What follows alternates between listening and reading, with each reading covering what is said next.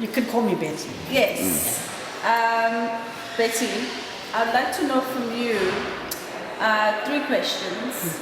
First question is, if you could, I'm responding to last night's conversation around the notion of lived experience is something that was strongly echoed. Yes. And I'm interested in your thoughts on how you see these platforms as an intersection of generations of these lived experience. If you can expand on that a little bit. Yes. Yes, thank you for that. I saw this happening all the time with the people of my generation and interacting with the younger ones. And for me, it's been most encouraging to see the way in which the younger ones are understanding and using the language of feminism and critiquing it as well, and finding new ways in this new time. I have had decades of thinking through and living through feminisms and critiquing it, but I see a new energy in this new moment, as it were. And I think what happened at the conference was a kind of, we talked of intersection a lot, intersection of generations and are listening to one another.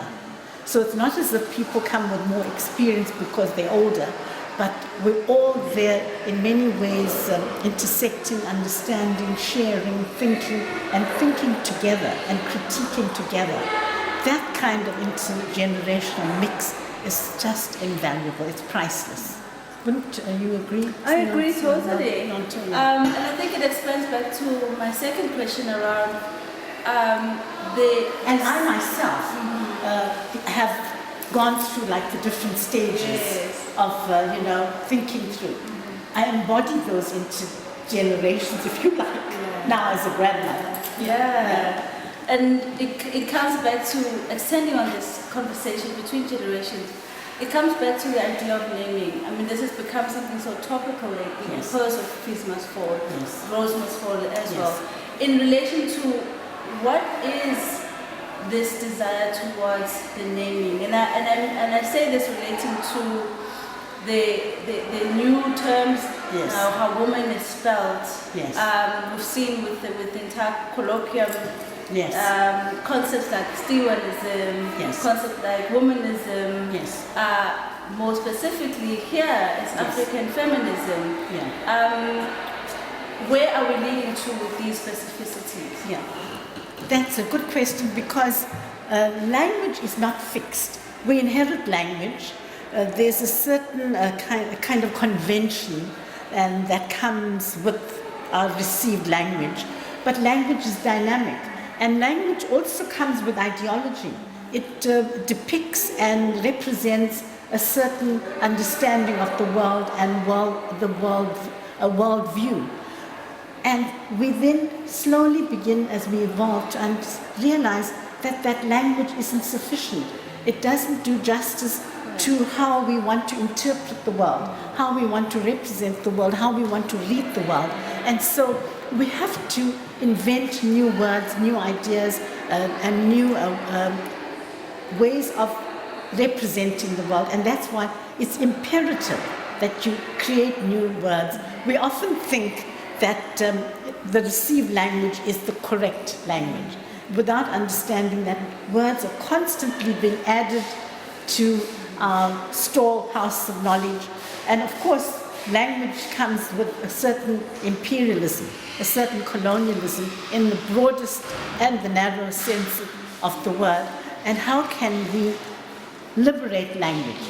And the problem and the challenge is we use language to do that. And so this is why sometimes you have to use mediums outside language. Apart from silence, music, and the way in which poetry as well works through words and alongside words and outside words to capture meaning. It's just such a creative, and art as well, which we had. All of this spoken about art. All of this is an attempt to depict and represent truths that are not there but are emerging, that are evolving, that we are creating. And feminism's about that.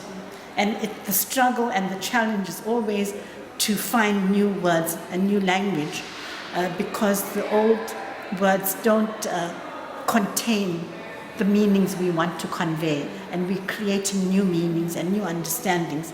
But it's also a collective exercise. We do this together, and we need to find a way of doing that constantly.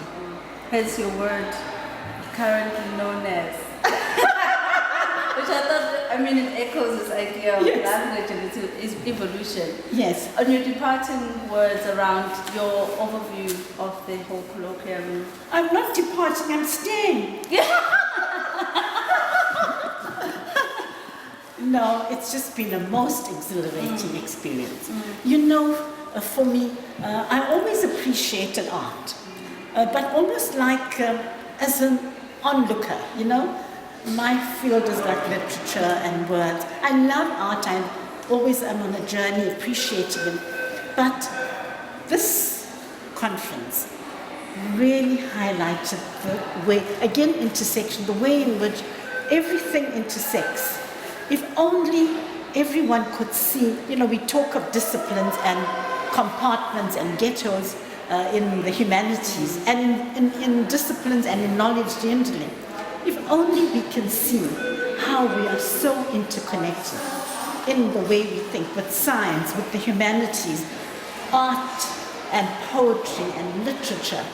All of this is in many ways merging and coalescing and moving apart and coming together to understand this world we live in and to make sense of the world, but also to change the world. And for me, this conference, if ever there was an attempt to have that kind of intersection among the different expressions, this was dramatizing it and proving it. It was just so creative. This is why I'm sorry in a way the scientists were not here, more of the people from outside, because we talked about the role of the imagination. That was central, and creative theorizing and lived experience. That's not something only people in the art world do, in the fine art world do, or people in poetry. It's something that we do across the board. And what does it mean to be knowledge producers? We talk about mode 1 knowledge, mode 2 knowledge, and so on, in the universities and outside. What does it mean when we use different mediums and different ways of thinking and being? So the whole notion of being is part of knowing, rather than separating being and knowing. This conference, in many ways, overtly by what we said, but also implicitly, there was the subtext, as it were, of combining, connecting. Didn't you find that? Absolutely. It's just amazing. What you mentioned around other disciplines and fields, and people who could have been part of this conversation, they were not excluded from the conversations that were happening. There was a lot of especially as you say, so ways of knowing, ways of experiencing, lived experiences. And they're calling for, I think there was a paper that actually started to touch on how, you know, the conversations do expand to scientific knowledge. And these things inform each other so much.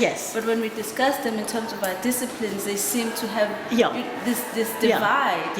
But it is essentially they are part of each other. What informs medicine is the experiences of people. And the body. Exactly. And feminism is about the body. Art is about the body. And about the way in which you can use any entry point to then find all the connections. And it's the most exciting thing that we can then do. And the way in which we can interact and have conversations with different ways of knowing. And find that they all actually they intermingle and they're interwoven. Thank you. This conference did that. And thank you so much for being so generous with your time. It's really pressed on an important buttons. Like I said, for the first question, the fact that you can speak to these different generations and speak to these different moments. It's so informative and speaks so directly responses that have been happening in the academic space today, young people are needing that kind of generosity of time for people who can speak to experience. And I learned a lot. And you know, the different spaces, as I said earlier on, the sacred, the secular, all these compartments, they all are intertwined. And it's the same in the world of knowledge and thinking. And for me, that's where the challenge and the joy of it is. Yes. Joy. Thank you very much. Thank you.